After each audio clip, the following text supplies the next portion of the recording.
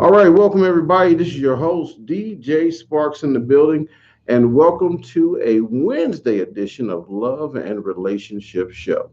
We're going to be talking about a very, very touchy subject today. It's going to be the abuse and the women who stay. So if you want to call in, first thing you're going to do, you're going to call 720-708-4189. 720-708-4189.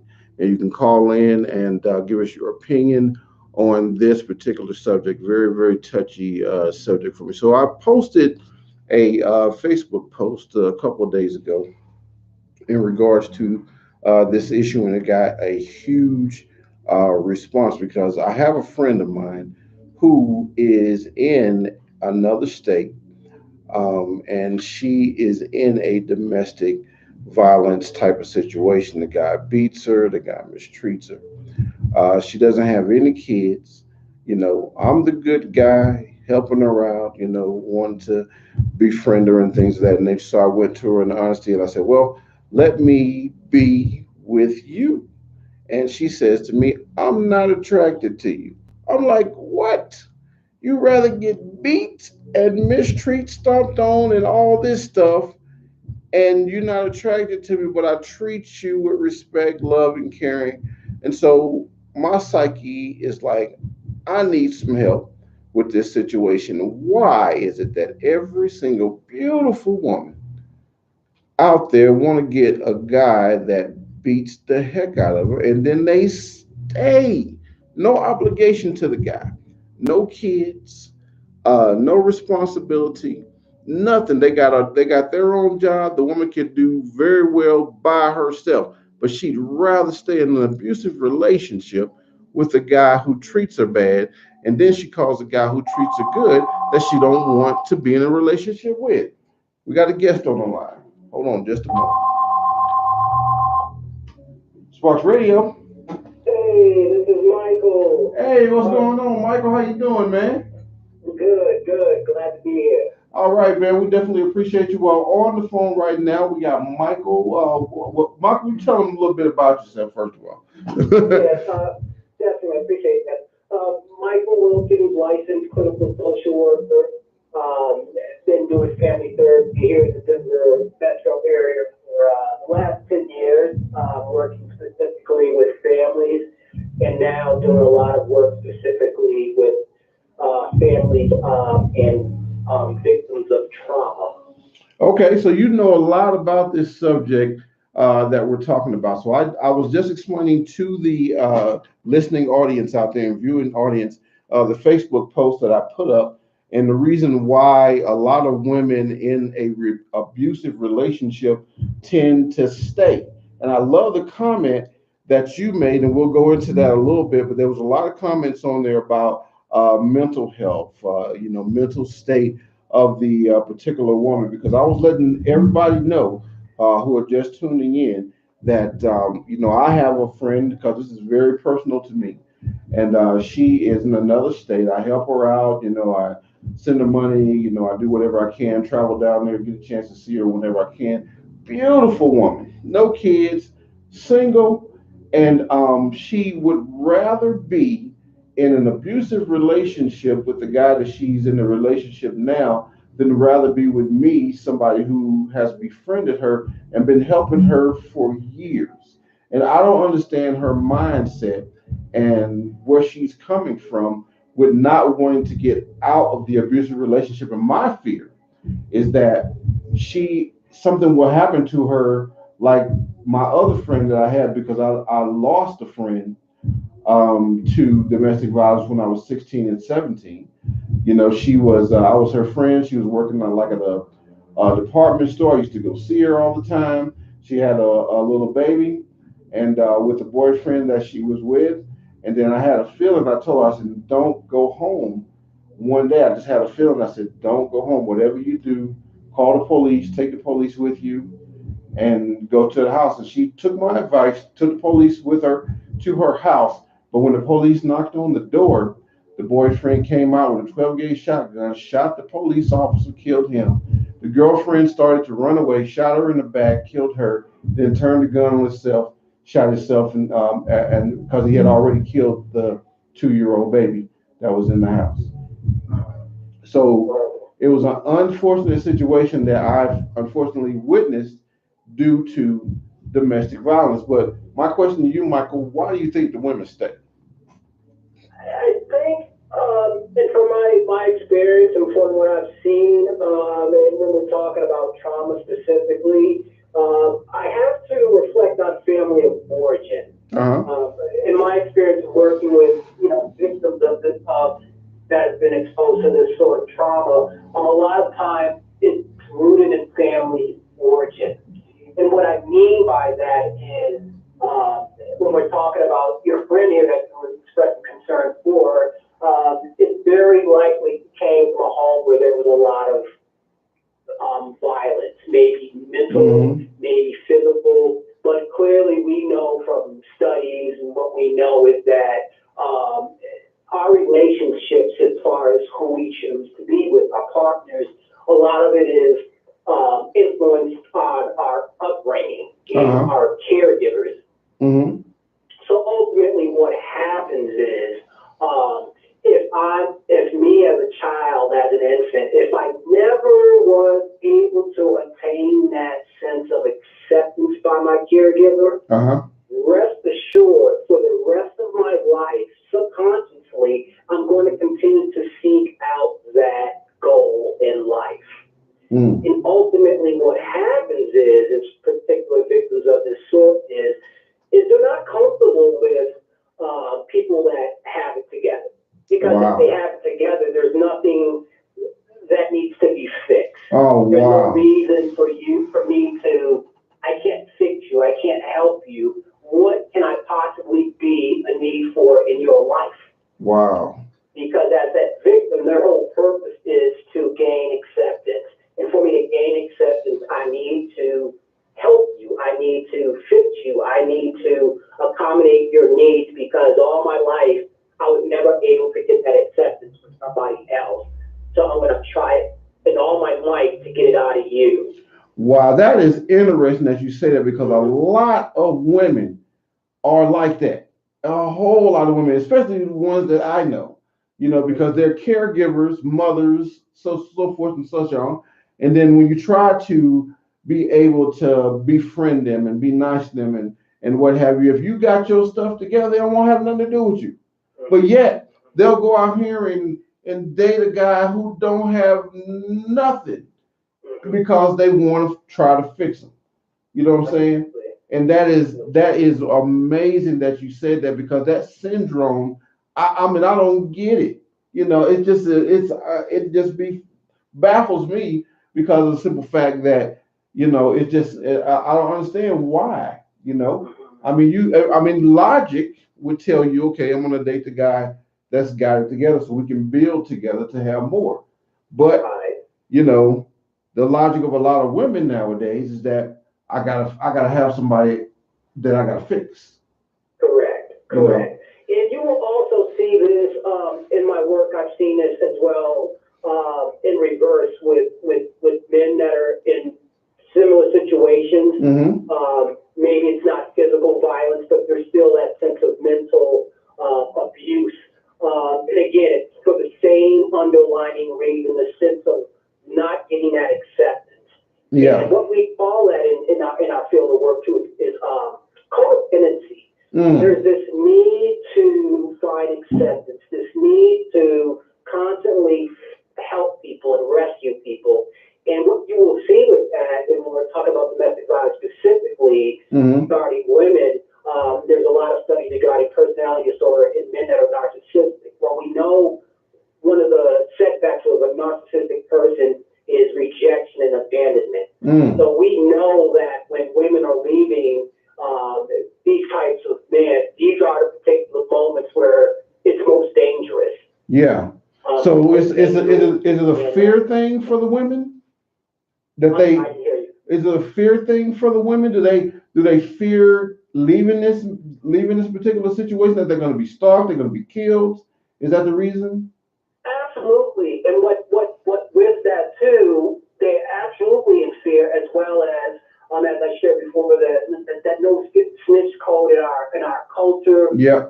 But also too, when we're talking about that fear is the financial aspect. As a perpetrator, a lot of times what they do is they literally will isolate these victims by controlling the financial account, controlling any finances or any resources, which limits her ability to even leave if she wanted to, because where is she going to go?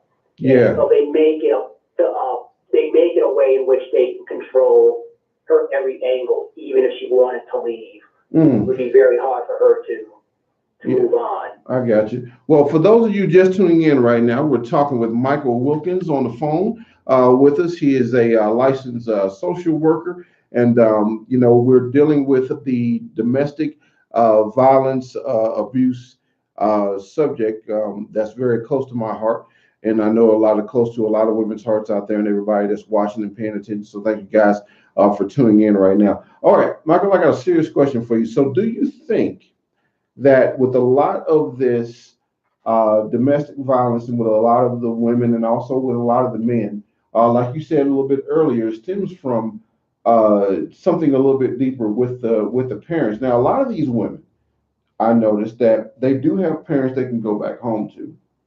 They do got people in their family they can call and help, but they still choose to stay in the abusive relationship. So why do you think that is? Because they come from abuse? And it's a very complex question, but good question. I think one aspect of it is that I like to share with people that come to me a lot of times regarding their concerns, like you are sharing here regarding your friends. I think one of the biggest things that we can do that can cause more harm as that concerned family or friend member is when we get engaged, we may unintentionally cause more harm. And what I mean by that is we may, in our effort of encouraging her to get out, we unfortunately make the mistake of invalidating the relationship. And what happens is, and what I mean by that is if I'm that victim, and I'm coming to my friend and family regarding the relationship, but I feel like what they're saying is invalidating. And it's a comments where people mean well, but you don't realize that sounds very invalidating. Yeah. And it puts that victim in a very complicated manner, because they want to know they can continue to communicate with, but they also know too that you become emotional and frustrated when they're not making the moves that you like. I got you. Ultimately, what happens is they become extremely ambivalent, or they just will stop going to family and friends because they know the answer that they're going to get. So one thing I really encourage is for family and friends of loved ones that are victims of domestic violence is to really pay attention in your communication, or rather, I would, me personally, I would suggest that they seek professional counseling, because again, as that loved one, I'm coming from a place of emotion. Yeah. Rightfully so. Yeah. But I'm also coming from a place where my communication may be very invalidating. And I want that individual to continue to be able to communicate with me, but 9 times out of 10, they're going to be reluctant to want to come back to me because of the invalidating comments that I may make about her relationship. Okay. Now, don't you think that, because a lot of women and men, they don't want to go to counseling either. You know what I'm saying? So it's a friend like myself that they'll call to confide in, for a listening ear. But then again, like you were saying, that I'm invalidating them because I don't like the situation that they're in. I'm telling them to get out of the situation. Then you would be doing the exact same thing by telling them to go to counseling. So what good would it do? That's a tough one. I like to say if our loved ones are still to come to us, there's something in that relationship where they still feel comfortable with you. Yeah. And because of that, I would work at wanting to honor that. But I would be mindful of, I want to keep them able, feeling comfortable and talking with you. So if she has that connection with you, continue to honor that. Continue to hear her out. Yeah. But I would, if she, again, because we want we want them to be able to talk to us, but we don't want them to feel ambivalent and worried that if they do come to us, that we're going to invalidate them. Yeah, I got you. Sometimes they just need an ear to listen to. Yeah, I got you. Okay, okay. Well, hold on for a second. We're gonna take a quick break, and we're gonna come back, and we're gonna talk about just that subject. How do you really handle a situation like this as a friend? And then what should you do to try to not push the person away and try to not, like you said, invalidate that particular person. We're going to talk about that when we get back, okay? Just a moment. Right, all right? okay. All right. So, guys, thank you so much for tuning in right now and listening right here on Sparkx Radio, broadcasting live from the all-new Dragonfire Studios. Got Michael Wilkins on the phone. And also we're talking about the abuse and the women that stay. So we'll be right back right after this. We'll take a quick break, and then we'll come back and we'll talk some more about this subject. All right, thank you for holding on, man. This is good stuff, man. So do you have a minute? Yep. Okay, cool. I appreciate you, man. Thank you so much. So Absolutely. yeah, this is it's a tough one, but it needs to be addressed. And my friend really needs some help. You know, she's in Atlanta, Georgia, and she's been going through this situation, but I don't understand. She ain't got no kids by to do. She probably gonna end up getting a child by the guy, and then it's gonna really be an issue. You know what I'm saying? So we'll talk about that when we come back from the break too, man. Okay. So yeah, because yeah. I like this. Yeah, anything to help, right? Yeah, I appreciate you, man. Thank you so much because she really really needs help. Oh, so then I'll just record again. Okay. Yeah. Well, no, we'll stop altogether. But then I can just start up. Yeah. Okay. Yeah. I was just worried that maybe that's all that was left on the card in there or something. Yeah, no. All right, guys, you ready? Okay. I'll get you counted. All right, welcome back, everybody, and thank you for tuning in right here to Sparkx Radio, broadcasting live on YouTube as well. Make sure you click on the YouTube channel, and please subscribe to my YouTube channel as well. And you can see this post that we're talking about on my Facebook page. My Facebook is Dij Sparkx. That's Dij Sparkx. And on the phone, we have a special guest, Mr. Michael Wilkins, licensed social worker. Thank you, Michael, for coming on to the show and talking about this very touchy subject. And once again, we're talking about abuse and the women who stay. As I stated earlier, let's do a little bit of recap. I have a friend of mine who is in another state. She's in the domestic relationship right now. She calls me when things go wrong, and I confide her, send her money, go see her if I can, try to assist her and help her in any and every way that I can to be there for her. I have feelings for her, and I recently reached out to her and said, hey, I want to be with you. Go ahead and leave this guy. And she says, well, I'm not attracted to you. You're a good friend. I'm not going to leave the current relationship that I'm in. And then the question to me is, why do a lot of women do that? Why do they want to stay in an abusive relationship when they got a good man who wants to be by their side, take care of them, and be there with them? It's something going on inside the mental state that will not allow a woman to stay. And a lot of things we're talking about, Michael, is fear, like you were saying before. That fear of wanting to leave. The financial need that goes there, the just having a place to stay. Not wanting to confide in parents coming from an abusive home. All these things play a factor in the fact that the woman may not want to leave. So what's the best way for me as a friend to do to not try to invalidate my friend and to turn her away from me and not to try to get her into a situation, but it gets to the point to where, I really, really get serious about it because I don't want her to end up like my other friend. And that would be the whole family was slaughtered, and I knew something was going to happen that day, but I couldn't prevent it because she wouldn't listen to me and not go home, because I offered her to come stay with me. I offered her all kinds of stuff, go stay with a friend, go do something else, but don't go home, and she had to go home to that child. And as soon as she opened up the door, the officer opened up the door, he was blown away. The baby was already dead. She turned around and ran away, shot her, killed her, and then turned the gun on herself. So it was a really, really sad situation. And I actually went through that when I went to the funeral, man. I mean, I still, to this day, I still have haunting memories of seeing that whole family slaughtered, you know. And I don't want that to happen to this friend of mine. So what's the best option that I have? I think it's the best thing that you could do, Sparks, is what you've been doing and just being supportive. Mm-hmm. And I know that sounds, it's like, well, we want more, Mike. And I think, again, the reality is if your friend or other victims are willing to come to us, they feel comfortable enough. Yeah. So that's a good thing. But I would just continue to do what you have to do because obviously she's comfortable in talking to you. Yeah. And again, it's really, I think that's powerful in itself. Because when we're talking about domestic violence, I gotta break back the trauma part. Yeah. And another part with trauma is literally the brain is in fight or flight.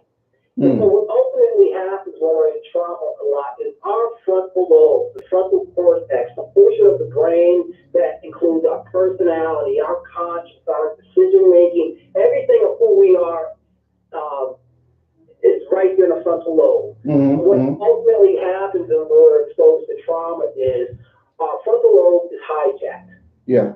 Meaning that it shuts down and all activity is done in our limbic system, and specifically in the amygdala. And that's where our emotions are. So what happens is people are working from their emotional mind, and they're not thinking logically a lot of times, and they're literally stuck.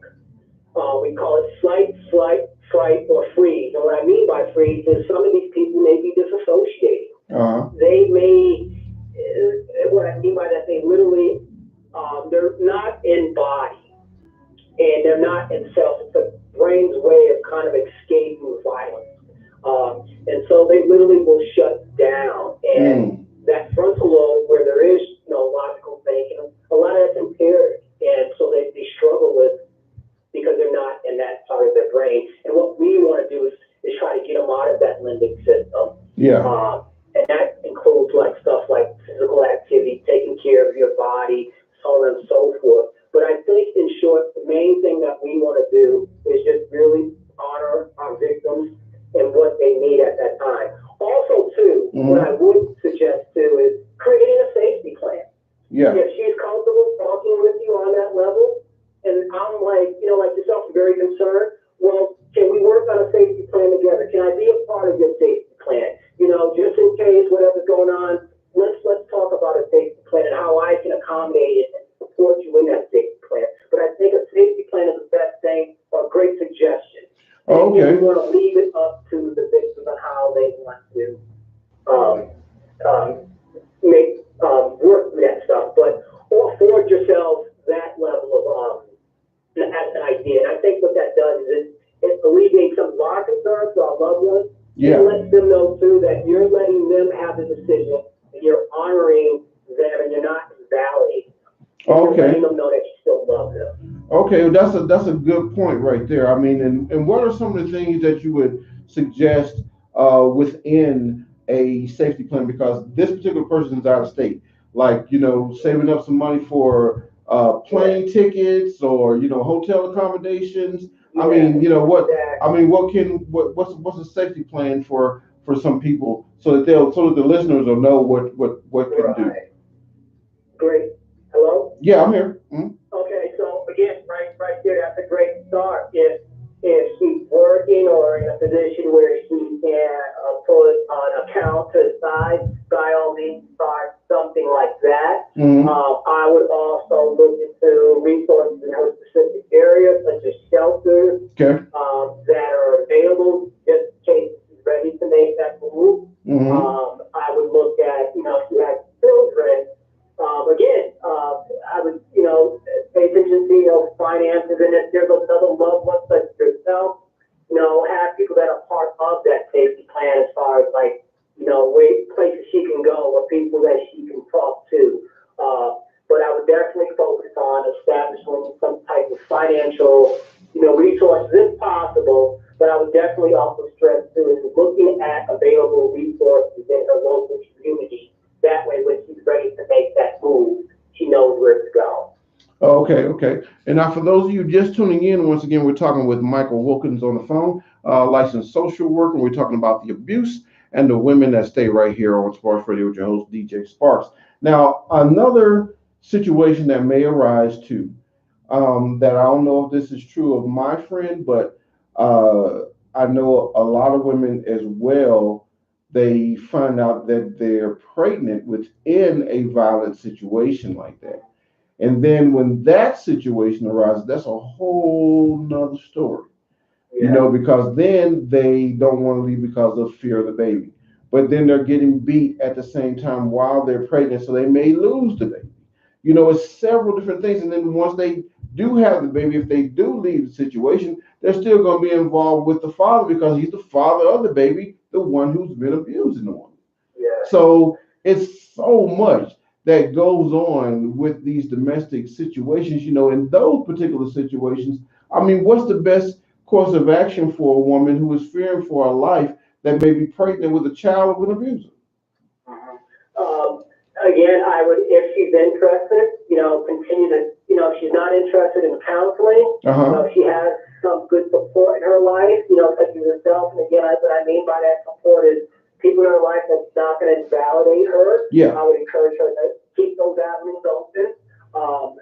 But I think also too is that I would really, as a friend, really get her to pay attention to the idea of the impact on pregnancy. Again, with studies when we're talking about trauma in women that are being exposed to trauma during pregnancy is that, again, when we're talking trauma, we release what's called cortisol.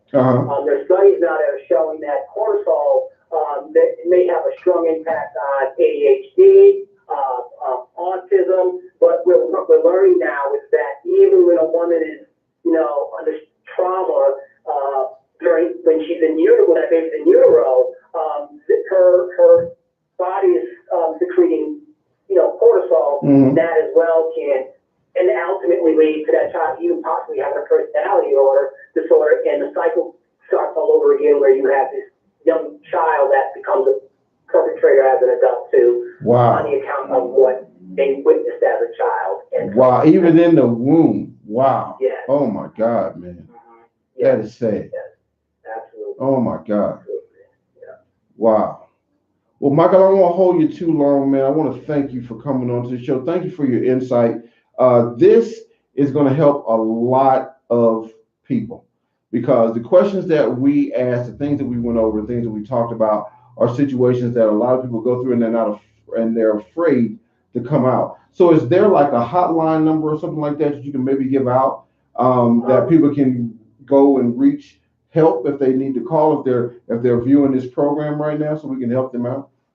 Sure, I don't know the number offhand. I do apologize. Yeah, it's all right. No worries. In the Denver area, they may want to try an agency called Blue Bench. Okay.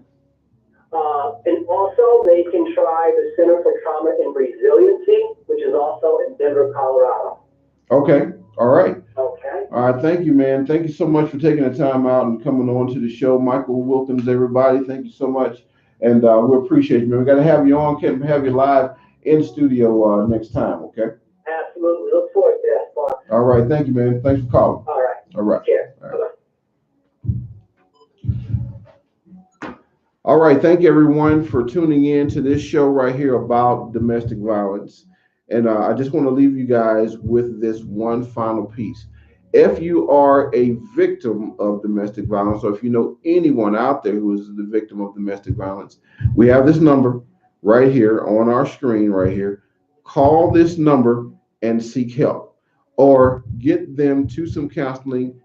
Do a safety plan to get them out of the situation. Be prepared, because I don't want anyone to end up like my friend, that her whole entire family was massacred because of domestic violence. She didn't even make it to see 17 years old. So I do not want nobody to end up like that. This is my implore to you. Please seek help.